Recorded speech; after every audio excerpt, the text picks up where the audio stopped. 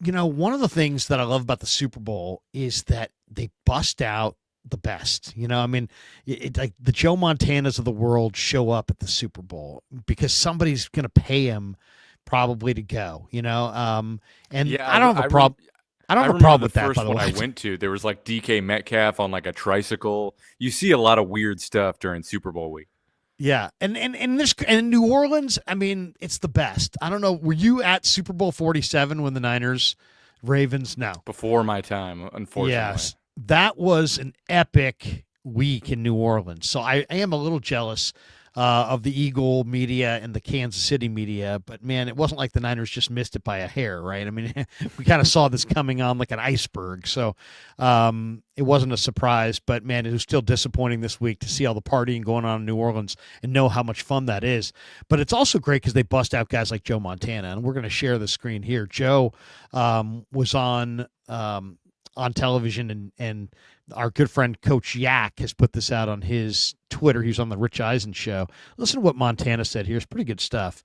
And then we'll talk a little bit about it here. Let me pop that up, move that over. Here we go. What do you think the Niners should do with Brock Purdy? Oh, you got to pay him. I mean, I can show you 4 or 5 guys in the league making tons of money that haven't produced anywhere near what he's been able to do. And they just had one of those years where guys are getting hurt offensively, defensively. Craziness in the beginning of the year with, talking trades with the wide receiver, and then he gets hurt. They just had one of those years you just can't wait to get behind you. Yeah, just chalk it up to that. Move on. But you think Purdy is the quarterback of the future, pay him? And yeah, I think he's got a good understanding. I think one of the things, I thought they pressed a little bit towards the end every time they got behind. So you saw Purdy get sacked more times. First of all, you got some offensive linemen who are hurt. And so now you're making him hold the ball longer. And sometimes, I don't know, it's only on TV that I can see, and which I hate to make the judgment. But when the guy gets sacked and I can't see a wide receiver or any receiver on the screen, it looks like they're trying to push the ball down the field, and that's not what they do. That's not typically what they do. Yeah, I mean, it was just yeah, right from the get-go, right? Yeah. McCaffrey's not playing. Yeah. He's got not one but 2 Achilles. Yeah. Injuries to deal with. It was just wasn't their year. Kind of a depressing soundbite, by the way. I mean, I don't want to, but I mean, seriously, that was a little depressing just because, I mean, it was the truth, but the truth hurts, huh? I mean, hearing it from Joe, it really hurts. Yeah, I mean, this season was bleak in so many different ways, and I think you get to the core of the problem, and you want to talk about, like, I mean, he's oversimplifying it, and TV copies don't really explain everything that's going on. But yeah, I think Brock at the end of games definitely pressed, and the offense itself was dysfunctional, and I could break down all the different ways with protections and offensive line, just not having the right dudes and schematic answers. Like I think they bet the whole season on McCaffrey coming back and fixing everything, and then he came back like for 3 games basically, and it didn't solve anything, and then they didn't have schematic answers to answer it, and then they didn't have the dudes to answer it, and it seemed like they were out of answers way too early on, and for an offense and a head coach in Kyle Shanahan that is known for being creative, it felt like they were sort of stunted this year. And the offensive line is obviously a massive issue.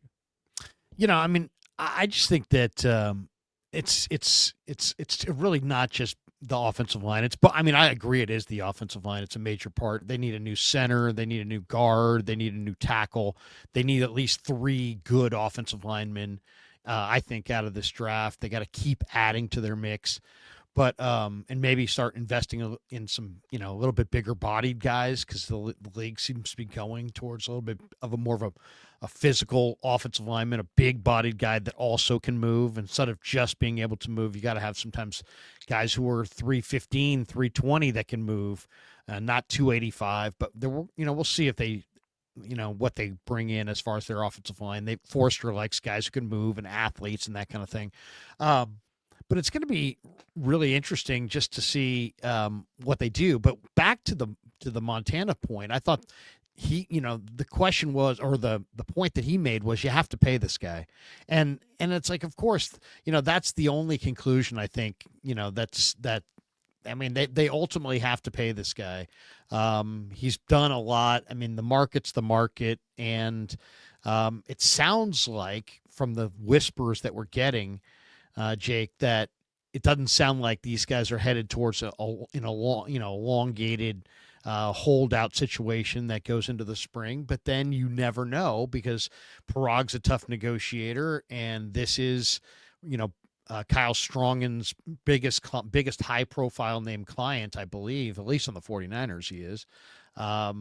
And so, I mean, we'll see how rooted this thing gets. But to me, I saw somebody say about a month ago, a mediocre deal in the spring is going to be way, way, way better than the best deal in the summer. Yeah, from a number of ways. One, you don't have the whole thing. Like, it's like the 49ers didn't learn their lesson, where if you drag things out, one, it dents morale. That's just an obvious point. But also, you get guys who come into camp and they're not in camp. They're out of shape, and they're not in sync. And even if you stay as healthy as you can, you stay in shape, you're working out away from the team. If you miss any time in practice, let alone with your starting quarterback, it's going to take you time to ramp up. Like, Kyle Shanahan, out of anybody, like, understands the value of training camp.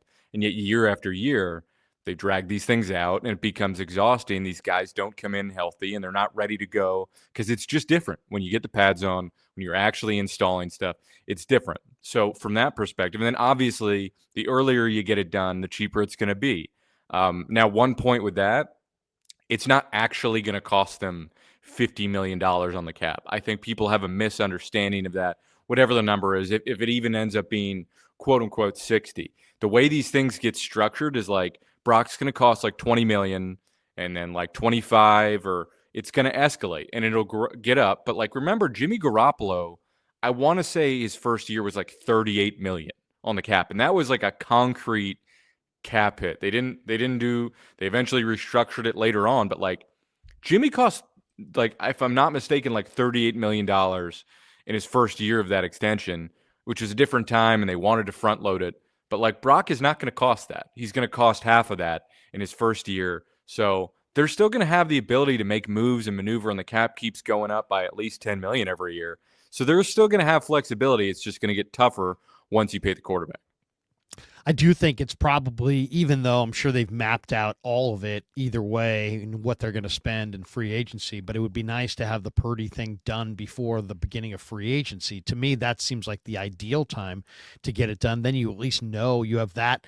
One, you can use that as an attraction maybe to a receiver who might want to play with Brock Purdy. Okay, there's that, because you might need another receiver. I'm looking at that receiving core. I would say the most tricky position on this football team right now is that receiving core, because of just the tenuous nature of Debo's situation. He's selling his home in the Bay Area, and there's lots of trade rumors, and then Ayuk's injury situation, and what is he going to be able to contribute this year? And then when you take those two guys away, man, this receiving core doesn't look nearly as dangerous, but they have other needs that might take priority. So I'd be very interested to know if where John Lynch and Kyle Shanahan have wide receiver overall in their list of off-season, their to-do list, their needs personnel-wise. Yeah, that's a tricky one, because you don't know what Ayuk is going to be. You don't know what he's going to be day one. You don't know what he's going to be the rest of his career, because it wasn't just an ACL. He tore, I think, ACL, MCL. I'm not sure if he tore his PCL, but it was more than just one. So it was pretty bad. And maybe he's back to full health, but you can't really bet on that. So I think it's malpractice for them to go in and just say, all right, day one, Ricky Pearsall. I'm a huge fan of Ricky Pearsall. He started to play his ass off down the stretch. I'm a firm believer in like what he brings to the table. But as much as like I love Juwan Jennings and Ricky Pearsall, like Debo is barely a wide receiver. Like he's a guy you put in his hands and he can still run with it, but he runs drag routes. You can use him on screens, and he's basically, I think, more of a running back than a wide receiver at this point. And outside of, Jennings and Pearsall, who can you count on to actually play the position of wide receiver? You don't have any answers. So I'm with you. I don't think that's going to be priority number 1, 2, or 3, but I do think it's going to have to be relatively high on the list in terms of maybe you just bring in a few veterans. And I know they have a few guys that they scooped up, some veterans there's like Russell Gage, and they'll want to bring Chris Conley back and Isaiah Hodgins just as, flyers to have around. But I do think I like Isaiah Hodgins quite a bit, though. Yeah, but they do need another receiver, beyond those guys. I'm with you. They absolutely need that. Yeah. And the question is, what's out there? It's not a great receiver draft. Does Tedoroa McMillan fall to 11? Maybe. He's 6'4", 210. I think he's going to run the 4.3s. I think he's probably going to go in the top 5. I'm not even sure about him. And I'm not saying he's not like a really talented wide receiver, but I don't know if he's actually running routes or just he's like, I see him and he's like he's a sick, like contested catch wide receiver with great length, and I think he's going to be successful. But in terms of the actual craft of playing the position, I think they might go like more like Iowa State. That kid Jalen Noel, like who's more of like a crafty slot guy that you can find in like round 4. That almost feels like the route they'd go. Interesting, because they met with Noel in Mobile, I believe. He was one of the receivers on the list of the guys that they met with. He played in combination with Jaden Higgins at Iowa State. Higgins was the big-bodied guy, 6'4", 215. Noel was the smaller guy. Both of them were incredibly productive, 80, 90 catches, 8, 9 touchdowns. They were an incredible tandem, and that's why Iowa State has such a good season. But yeah, you got McMillan, you got Luther Burden, the third from Missouri, you got Emeka Egbuka from Ohio State, who showed this year he's really physical, and then you got Isaiah Bond from Texas, who can really run. Trey Harris from Ole Miss is probably the best receiver, I think, in the draft that I've seen, at least. But other people like these other guys. Jack Betch just had a great Mobile. He was the story of Mobile, the TCU receiver, sadly, whose brother got killed in that tragedy in New Orleans on New Year's Day. Betch is like devoted his career to him, and he just looks amazing. That guy's just fighting for every ball. He's going to have a very interesting NFL career. There's Savion Williams from TCU, Ricky White from UNLV. I mean, there's a few guys. Pat Bryant from Illinois. I mean, there's some decent receivers. It's not a receiver draft like it's been in the past. That's for sure. I'm with you. It feels like there's not a lot of free agents either. Yeah, it feels like the meat of it's in the middle. And I, as much as people mention like T. Higgins, like I don't see a world unless they like post June 1 Debo and trade him. I'm not sure how you make that work. I mean, listen, obviously adding T. Higgins would be great. It feels like that's sort of not where the priority is going to need to be for them. But I'm with you. I think in middle of the draft, 3rd, 4th, I'm not even sure. I think they've got a 5th. They might be missing their 6th. But like that feels like the round they might look at receivers, sort of say start of day 3, very end of day 2.